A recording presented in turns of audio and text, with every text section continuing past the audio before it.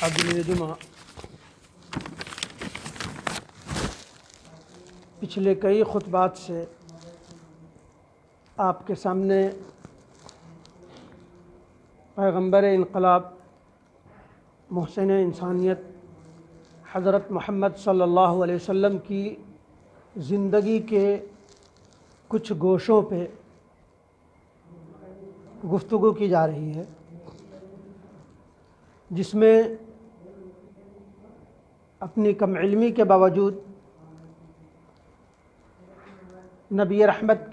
کی زندگی کے چند گوشوں کو آپ کے سامنے رکھنے کی کوشش کی، جو شاید ہمارے لیے آئیڈیل اور نمونہ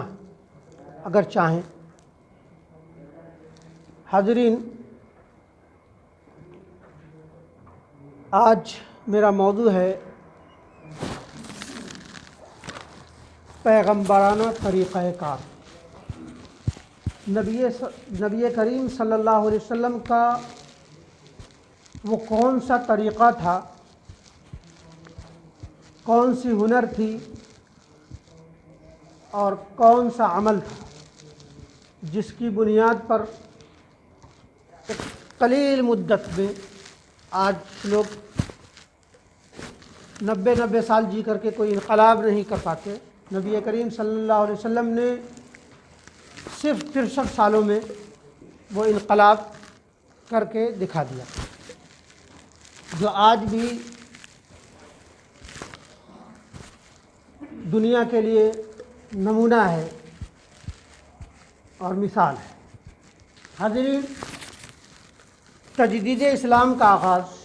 تجدید اسلام اس لیے کہ حضرت آدم علیہ السلام پہلے انسان بھی تھے اور پہلے نبی بھی، ان کا بھی مذہب اسلام ہی تھا۔ حضرت ابراہیم علیہ السلام کا مذہب اسلام ہی تھا۔ حضرت اسماعیل، نوح، شعیب، لوط اور سے ہوتے ہوئے حضرت عیسیٰ علیہ السلام کا مذہب بھی اسلام ہی تھا۔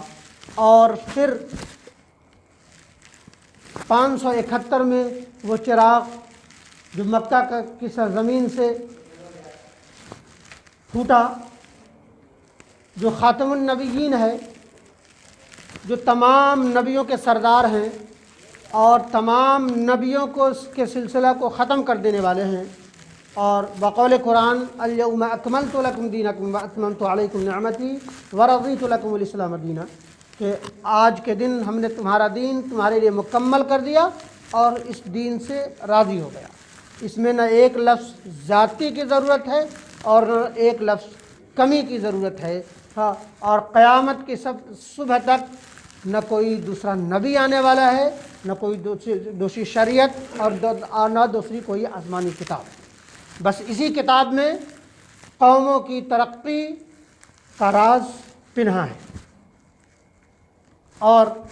تاریخ اس بات کی گواہ ہے کہ جب لوگوں نے اس قرآن کو اپنی زندگی میں اتارا تو انقلاب برپا کر دیا۔ 610 میں تجدید اسلام کا آغاز ہوا نبی کریم صلی اللہ علیہ وسلم کے ذریعہ۔ 622 میں آپ مکہ سے ہجرت کر کے مدینہ پہنچے اور وہاں پہلی اسلامی مملکت قائم کی۔ اس وقت یہ اسلامی مملکت ایک چھوٹے سے شہر کے صرف چند حصوں پر مشتمل تھا، کیونکہ مدینہ پر اس وقت تک یہودیوں کا اور اس وقت تک اسلام نہ لائے ہوئے عربوں کا قبضہ تھا۔ مگر 11 سال بعد ہی نبی کریم صلی اللہ علیہ وسلم کے وفات کے وقت اسلامی مملکت تقریباً 10 لاکھ مربع میل پر پھیل چکا تھا۔ پورے عرب اور فلسطین، جو آج کا ایک چھوٹا سا خطہ نہیں، بہت بڑی آبادی، اردن اور شام اور مصر، پورے حدود پہ مشتمل تھا۔ اور پھر نبی کریم اور پھر 100 برس، ہجرت کے 100 برس سے کم عرصہ میں ہی اسلامی مملکت ایک طرف شمالی افریقہ کے راستے سے اسپین اور دوسری طرف ایران کے راستے سے چین کی سرحدوں تک جا پہنچا تھا۔ مشرقی یورپ میں اسلام کی پیش قدمی کی آخری حد ہنگری تھا، جہاں آج بھی اسلامی طرز کی عمارتیں موجود ہیں۔ فرانس کے بعض گرجا گھروں کے میناروں پر عربی عبارتیں کندہ اس بات کی گواہی ہے اور شاہد ہے کہ یہاں بھی اسلامی انقلاب پہنچ چکا تھا۔ فرانس کا جنوبی علاقہ خلیفہ دمشق کا یورپین صوبہ تھا، اور یہ سب پیغمبر محمد صلی اللہ علیہ وسلم کے سچے شہدائیوں نے ہجرت کے صرف اور صرف 200 برس کے اندر ہی یہ حیثیت حاصل کر لی اور دنیا کے امام بن چکے، اور فکری اور تہذیبی اور ہنر اور ہر طرح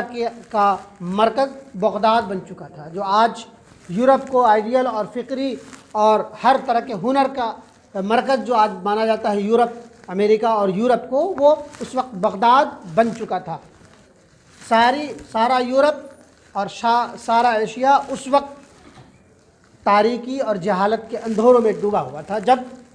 ہر طرح کی فکری اور تہذیبی مرکز بغداد بن چکا تھا۔ حاضرین، یہ شاندار کامیابی کا ایک انتہائی سادہ پروگرام کے ذریعہ قائم ہوا، ایک بالکل سادہ سا پروگرام جس کو قرآن کی زبان میں یا ایھا المدثر قم فانذر وربک فکبر وثیابک فطہر والرجز فہجر، سورہ مدثر آیت نمبر 1 تا 7۔ اے کپڑا اوڑھنے والے، یہ سارے انقلابات اور نبی کریم اللہ تبارک و تعالیٰ کا دیا ہوا یہ 7 آیتیں اسی پر مشتمل تھا۔ یہ سارا انقلاب جو عرب کی پرخار وادیوں سے نکل کر یورپ و ایشیا پر پھیل چکا تھا، وہ کیا تھا؟ اے کپڑا اوڑھنے والے، اٹھ، لوگوں کو ڈرا اور اپنے رب کی بڑائی بول اور اپنے اخلاق کو اچھا بنا لے اور گندی باتوں کو چھوڑ دے، اور ایسا نہ کر کہ احسان کر کے بدلہ چاہے اور اپنے رب کے لیے صبر کر۔ صرف یہ ساری چیزیں تھیں کہ پاک رہ، لوگوں کو ڈرا، خود ڈر، اور اپنے اخلاق کو، کردار کو سنبھال لے، گندی باتوں کو چھوڑ دے، اور ایسا نہ کر کسی پہ احسان کر تو بس جتانے لگ اور دوسرے کے سامنے پیش کرنے لگ، اور صبر کر۔ یہ صبر بڑی عظیم طاقتیں ہیں۔ اس پروگرام کا اگر خلاصہ کیا جائے تو اس کو صرف 3 نقطوں میں وہ پیش کیا جا سکتا ہے، وہ یہ ہے کہ ذاتی اصلاح، اپنا خود احتسابی۔ اب انسان خود اگر اچھا ہوگا تو دوسروں کو بھی اچھا کرنے کی کوشش کرے گا، خود ذاتی اصلاح کرے، اپنے کو اچھا دل سے۔ ہر انسان اپنے آپ کو یہ سمجھتا ہے کہ وہ کتنے پانی میں، کہ وہ ہر گناہوں کو وہ خود جانتا ہے، دوسرا نہیں جانتا کہ کون کیسا ہے۔ بظاہر میں بہت اللہ کی باتیں کرنے والا، لیکن میں ہی جانتا ہوں کہ میں کیا ہوں۔ آپ یا ہر فرد بشر اپنے آپ کو جانتا ہے کہ وہ کیا ہے۔ تو یہ ذاتی اصلاح سے شروع ہوتا ہے اور وہ اجتماعی اس میں پہنچ جاتا ہے کہ ذاتی اصلاح اور اللہ کی عبادت اس طرح، اور اپنے اخلاق کو درست کیا جائے، اور پھر ہر قسم کی برائیوں کو چھوڑ دیا جائے۔ یہ پہلا نقطہ۔ دوسرا نقطہ، انسان کو اس حقیقت سے آگاہ کیا جائے کہ وہ ایک خدا کا بندہ ہے،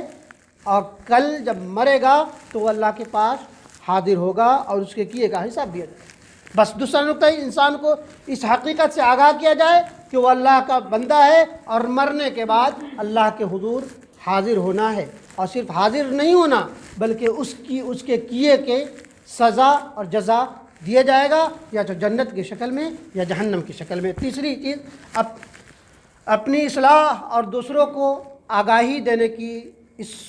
جدوجہد میں جو مشکلات اور جو پریشانیاں آوے اس پر صبر کرتے ہوئے خدا کے فیصلہ کا انتظار کیا جائے۔ آج کا انسان بڑی قابل مبارکباد ہے، بالخصوص ہندوستانی مسلمان، کہ وہ صبر کیے ہوا ہے اور اللہ کے فیصلے کا منتظر ہے۔ آج کا مسلمان یہی کہا جائے گا کہ یہ ان کا صبر بڑی عظیم ترین طاقت ہے، اور اسی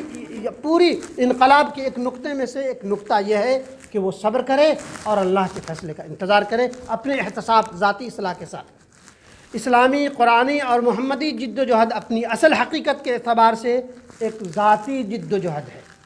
جس سے خود اندرونی طاقت فراہم کر کے اجتماعی طاقت میں بدل دیتا ہے۔ ہیں، اور بندہ مومن کا تمام تر جذبہ اور تمام تب کام، تمام تب ہنر اس بات کا ہوتا ہے کہ وہ خدا کے یہاں نجات حاصل کر سکے۔ بندہ مومن اپنے خیالات، عقائد، اخلاق اور اعمال اور زندگی کے تمام سرگرمیوں کو ایسے رخ پر ڈال دے کہ وہ اس لیے فکر مند ہو کہ کل کو وہ اللہ کی پکڑ سے اپنے آپ کو بچا سکے۔ بس اب اللہ کی پکڑ سے اپنے آپ کو بچانے کا اور اللہ کے حضور جس کو حاضر ہونے کا احتساب ہو ہر آن، ہر لمحہ، ہر پل، تو انسان جو کچھ بھی وہ کرے گا، جیسا بھی عمل کرے گا، وہ اچھا ہو یا برا ہو، برا ہو تو اور زیادہ چوکنا رہے گا کہ میں یہ کر رہا ہوں، اللہ دیکھ رہا ہے، اللہ کے حضور ہمیں حاضر ہونا ہے اور اللہ کے حضور اس کا حساب دینا ہے۔ اگر میں اس حساب میں اگر پاس نہیں ہوا تو مجھے سخت عذاب کی وعید ہے اور عذاب دیا جائے گا۔ بس اور یہ چیز شروع اول المسلمین سے ہوتا ہے۔ ایسا نہیں ہے کہ ہم یا کوئی شخص تھوڑا سا فکری ایمانی حرارت ہوئی اور دنیا کو بدلنے کی کوششیں شروع ہو جاتی ہیں۔ ہلکی سی ایمانی حرارت اس بات کی شاہد نہیں ہے کہ آپ دنیا کی تمام تر خارجی وسائل کو آپ بدل دیں گے اور اپنے ہم خیال بنا لیں گے، بلکہ ایمانی حرارت اس طرح ہے کہ وہ اللہ کی زبانی، قرآن کی زبانی، قل انی امرت ان اکون اول من اسلم، سورہ انعام آیت نمبر 14، کہ کہو کہ مجھے حکم دیا گیا ہے کہ میں سب سے پہلے اسلام لانے والا بن جاؤں، مسلم بن جاؤں۔ اور یہ مسلم بن جاؤں تو مسلم بننے کے بعد وہ انسان اس قدر مضبوط اور توانا بن جاتا ہے، اسلام لانے اس قدر توانا بن جاتا ہے۔ لیکن اکثر لوگ، جیسا کہ کہا گیا کہ وہ جیسے ایمانی حرارت ہوئی، وہ تھوڑی سی ایمانی حرارت وہ خارجی دنیا کی روش کو بدلنے کی، بلکہ ایسا نہیں۔ اصل گہرا اور عمل کا کام، اب بنیادی چیز یہ ہے کہ وہ اپنے اندر اس قدر طاقت فراہم کر لے، اپنا خود احتسابی کر کے فکری انقلاب کو اس قدر مضبوط کر لے کہ جب وہ پھٹے تو کوئی شے اس کی زد سے نہ بچ سکے اپنے اندر۔ اور یہ فکری انقلاب کب ہوگا؟ کوئی عملیات سے یا کوئی گوشہ نشینی سے یا کوئی بھی روحانی ورزش سے نہیں، بلکہ اس کا قرآنی نسخہ صرف اور صرف یہی ہے کہ قرآن پر ایمان لایا جائے، عمل صالح کی جائے اور صبر کیا جائے، جسے قرآن میں کہا گیا ہے والعصر ان الانسان لفی خسر الا الذین آمنوا وعملوا الصالحات وتواصوا بالحق وتواصوا بالصبر۔ کہ دنیا اس بات کی گواہ ہے کہ جو شخص اللہ پر ایمان نہیں لایا، تو جو لوگ اللہ کی سرزنش کرتے رہے اور اس کی لائی ہوئی شریعت کی ناقدری کی، تو آسمانی عذاب کا شکار ہوئے۔ بہت ساری قومیں اور آج بھی وہ دروازہ کھلا ہوا ہے، اور آخرت میں بڑا سخت عذاب تو ہے ہی۔ دنیا میں اللہ تبارک و تعالیٰ آزمائش اور عذاب بھیج دیتا ہے، لیکن آخرت میں جو عذاب اور سزا ہے وہ تو اللہ دیکھ ہی رہا ہے، اور وہ منتظر، مخلوق انسانی کا منتظر تو ہے۔ اللہ تبارک و تعالیٰ نے فرمایا والعصر، زمانے کی قسم، سراسر انسان سراپا تمام کلیہ، تمام انسان خسارے میں، سوائے ان لوگوں کے الا الذین آمنوا، کہ جو لوگ ایمان لائے اللہ تعالیٰ پر۔ ایمان کی جو جزیات ہیں، تمام ایمان کی چاشنی ایک بندہ مومن ہی سمجھ سکتا ہے کہ وہ ہر طرح کی چھوٹی اور بڑی برائیوں سے بچ جائے تو وہ ایمان کی چاشنی اور مٹھاس پا سکتا ہے۔ تو ایمان، عمل صالح اور حق کی وصیت اور صبر کی نصیحت، یہ ساری چیزیں ہیں کہ جو شخص ایمان لائے اور عمل صالح کی اور حق کی وصیت کرتے رہے اور صبر کی نصیحت بھی کرتے رہے، یہ چیز انسان کی کامیابی کا راز ہے۔ جو شخص اس کامیابی کو پکڑ لیا وہی کامیاب ہے، ورنہ تمام تر وہ ہے۔ نبی کریم صلی اللہ علیہ وسلم کا سب سے عظیم ترین کارنامہ صرف اور صرف یہ تھا کہ بندہ مومن کو آخرت کی لگن جگا گئے، آخرت کی لگن۔ اور جس شخص کو آخرت کی لگن لگ گئی وہ آخرت کی فکر لگ گئی وہی انقلاب برتتے ہیں۔ یہ بتایا گیا کہ آخرت کی لگن لگ جاتی ہے تو طرز زندگی کیسے بدل جاتا ہے۔ طرز زندگی تو بدل ہی جاتا ہے، جسے بتایا گیا کہ نبی کریم صلی اللہ علیہ وسلم بحیثیت شوہر کیسے تھے، بحیثیت باپ کیسے تھے، بحیثیت رعایا کیسے تھے، بحیثیت حاکم کیسے تھے، اور ہر نمونہ جو ہو سکتا ہے کہ کامیاب انسان کے لیے وہ نمونہ نبی کریم صلی اللہ علیہ وسلم تھے، جسے آپ کو چند خطبوں میں 4-5 خطبوں میں بتایا جا چکا کہ نبی کریم صلی اللہ علیہ وسلم کی طرز زندگی کیسی ہے۔ اور جب آخرت کی لگن لگ جاتی ہے تو خاکساری آ جاتی ہے، خاکساری کے بعد دردمندی آ جاتی ہے، نرم مزاجی آ جاتی ہے، اور وہ نرم مزاجی کی مثال حضرت زید بن حارثہ کی زبانی سنیے کہ نبی کریم صلی اللہ علیہ وسلم کی غلامی پر اپنے باپ کے یہاں جانے سے آپ نے پرہیز کیا کہ میں نبی کریم صلی اللہ علیہ وسلم کے یہاں جس پروقار انداز میں جی رہا ہوں، مجھے امید نہیں ہے کہ میں اپنے باپ اور چچا کے سامنے اس انداز میں جی سکتا ہوں۔ اگر ان کی نرم مزاجی اگر دیکھنا ہے تو حضرت انس بن مالک جو 10 سالوں تک نبی کریم صلی اللہ علیہ وسلم کی خدمت میں رہے، اور ان کا قول ہے کہ 10 سالہ خدمت کی، نبی کریم صلی اللہ علیہ وسلم نے کبھی یہ نہیں کہا کہ تم نے ایسا کیا، یہ نہیں کیا۔ نبی کریم صلی اللہ علیہ وسلم 10 سال، ہو سکتا ہے ان بحیثیت انسان کچھ کمیاں، لیکن نبی کریم صلی اللہ علیہ وسلم کی نرم مزاجی کی ایک مثال ہے کہ 10 سالوں میں نبی کریم صلی اللہ علیہ وسلم نے حضرت انس کو ایک بار اف نہیں کیا کہ تم نے ایسے اور ایسے کر لی، اور دنیا کے لیے آسانی فراہم کرنے والا، اور اس آسانی فراہم کرنے کی مثال نبی کریم صلی اللہ علیہ وسلم کے اس واقعے سے آپ بخوبی واقف ہو سکتے ہیں کہ نبی کریم صلی اللہ علیہ وسلم جب اس وقت تک نبی بھی نہیں بنائے گئے تھے، ایک بڑھیا کی گٹھری اٹھا کر کے بہت دور جو نبی کریم صلی اللہ علیہ وسلم کا نام ہی سن کر مکہ چھوڑ کر کے کہیں جا رہی تھی، آپ گٹھری اٹھا کر کے اس جگہ تک پہنچانا، یہ دیکھیے دوسروں کو فراہم کرنا، اور ان کے ذریعہ تربیت کیے ہوئے لوگ جس میں حضرت ابوبکر، حضرت عثمان، علی اور تمام صحابہ اور تابعین اور تبع تابعین نے جو مثالیں قائم کی کہ